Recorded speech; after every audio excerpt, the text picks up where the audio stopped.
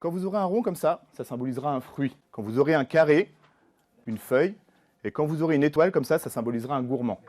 Des pupitres et des feuilles A4 pour représenter les pieds de vigne, un feutre en guise de sécateur, voilà les seuls outils dont disposent les candidats pour pouvoir se tester au poste d'ouvrier viticole.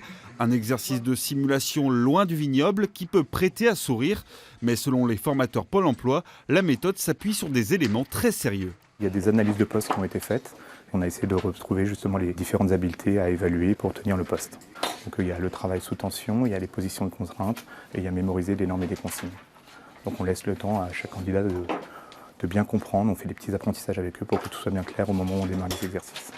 La mission des candidats n'est pas seulement de tailler les pieds de vigne, mais aussi de trouver la bonne position pour le faire et de respecter le temps imparti.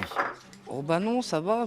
Si on comprend bien la consigne de départ, après ça va. Il peut y avoir une petite ressemblance, mais pas très représentative pour moi. Le mieux, c'est d'être dans les vignes directement. Ouais, sur le terrain, ce serait mieux. Ce serait l'idéal.